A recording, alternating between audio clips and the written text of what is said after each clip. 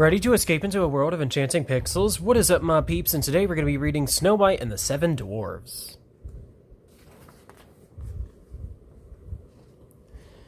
Once in midwinter, when the snowflakes were falling from the sky like feathers, a queen sat sewing at a window with a bony frame. As she was sewing and looking out at the snowflakes, she pricked her finger with the needle, and 3 drops of blood fell on the snow. The red looked so beautiful in the white snow that she thought to herself, if only I had a child as white as snow, and as red as blood, and as black as the wood of my window frame. Some time later she gave birth to a daughter who was white as snow, as red as blood, and her hair was black as an ebony. They called her Snow White. And when she was born, the queen died. A year later, the lonely king took a second wife. She was beautiful, but she was cruel and jealous, and couldn't bear the thought that anyone might be more beautiful than she is. She had a magic mirror, and every day when she looked into it, she asked, "Mirror, mirror on the wall, who is the fairest of us all?" And the mirror answered, "You, O queen, are the fairest in the land." That set her mind at rest, for she knew the mirror told the truth. But as Snow White grew, she became more and more beautiful, and the queen feared that someday the girl would be the fairest in the land. So she dressed Snow White in rags and forced her to live with the servants and to slave from sunrise till sundown.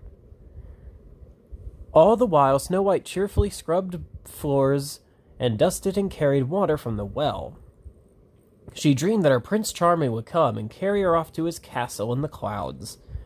One day, as she was drawing water from the well, her friends, the pigeons, told her a secret. It was really a wishing well. "Make a wish into the well," they said, "and if you hear it echo, your wish will come true." Snow White spoke into the well. "I'm wishing for the one I love to find me today." Before the echo could repeat the whole wish, a handsome prince on horseback rode up and saw Snow White. He looked at her with such admiration that Snow White grew embarrassed and ran off to her room. But the jealous queen had been watching from her window, and she turned yellow and green with envy.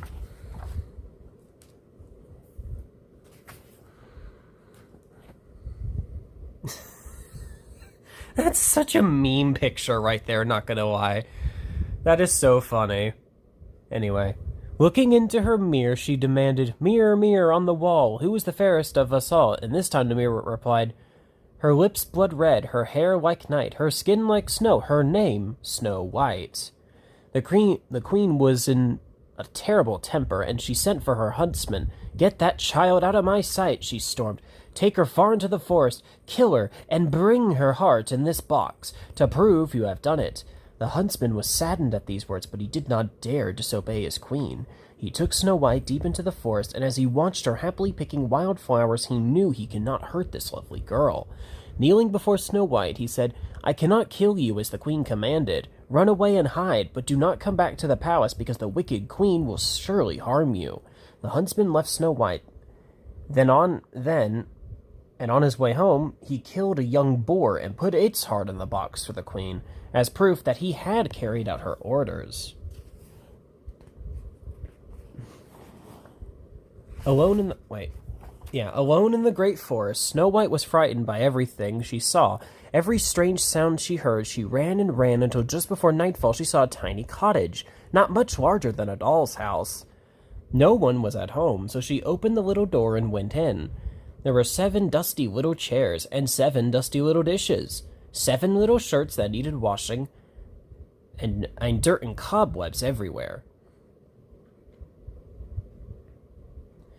"From the look of this place, it belongs to 7 untidy little children," Snow White said, and she went about sweeping, cleaning, scrubbing, and wandering, all with the help of some friendly woodland creatures who had followed her. They sang and danced and whistled while they worked. I see what you did there.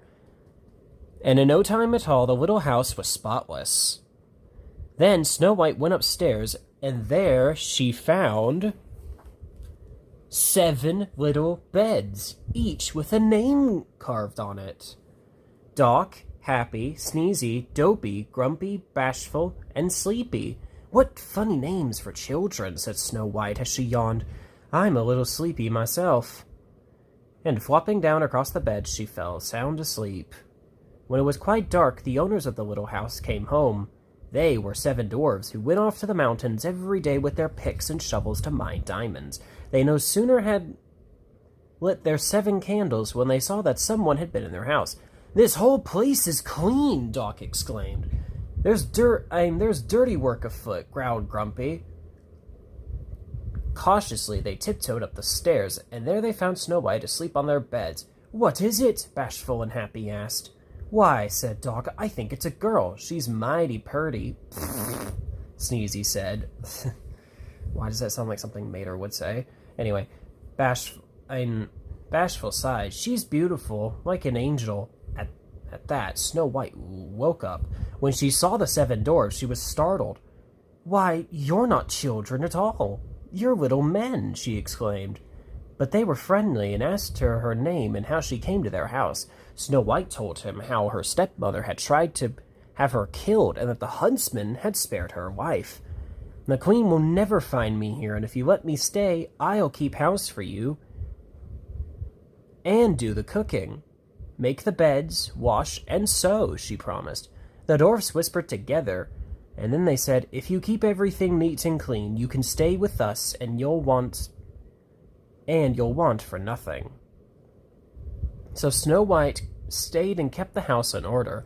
In the mornings, the dwarfs went off to look for diamonds, and in the evenings when they came home, dinner was ready. Snow White was alone all day, and the kindly dwarfs warned her, "Watch out for your stepmother. She's full of black magic, and she knows everything. Don't let anyone in while we're away." In the meantime, the queen had been given the box with the heart, which she believed was Snow White's.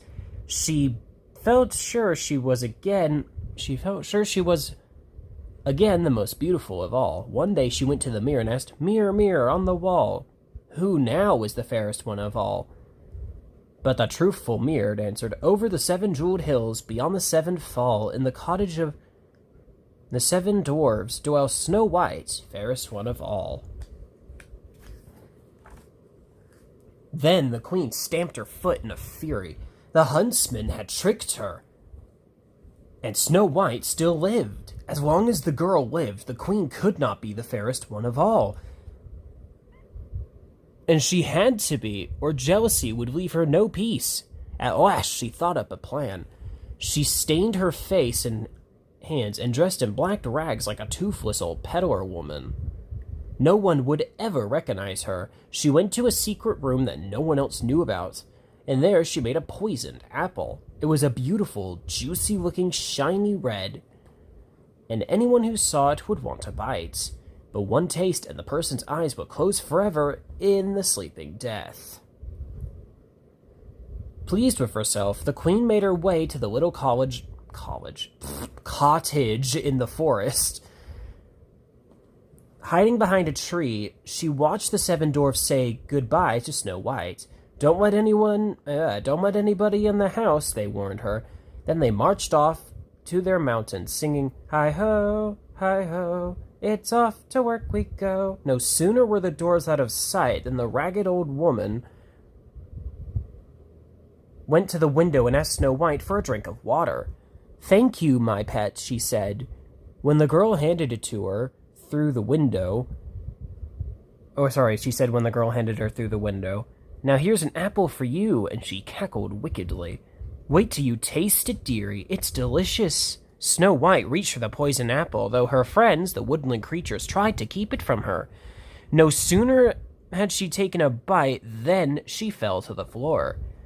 As if dead, the birds and animals hurried through the forest to fetch the dwarves, while the queen laughed. "Now I'll be the fairest in the land," she said as she slipped away into the forest. The dwarfs dashed up to the cottage too late to save Snow White. But they saw the wicked queen running into the woods, and they ran after her as fast as their little legs would carry them. They chased her to the top of a high cliff, and there the queen tripped and plunged over the edge. With a terrible scream, she vanished forever. Sadly, the dwarfs returned home. Heartbroken, they looked at their beautiful Snow White. her cheeks and lips still red, as if she were asleep. The dwarfs made a crystal coffin for Snow White and set it in a glade in the forest. Night and day they kept watch over it. A long time passed, and one day Prince Charming heard about the beautiful princess asleep in the forest. He wondered if it was the girl he had lost his heart to long ago near the wishing well, and whom he had been seeking ever since. He rode deep into the woods, and there he found her. The princess he loved truly. Leaning over, he kissed her lips.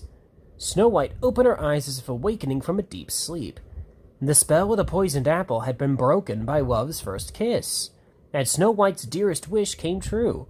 Her prince rode off with her to his castle in the clouds, amidst the cheers and the good wishes of the dwarfs and forest creatures.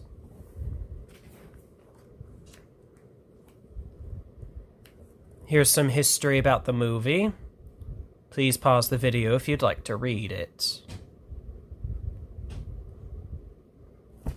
Alright, so with that out of the way, don't forget to like, comment, and subscribe. Talk to y'all later.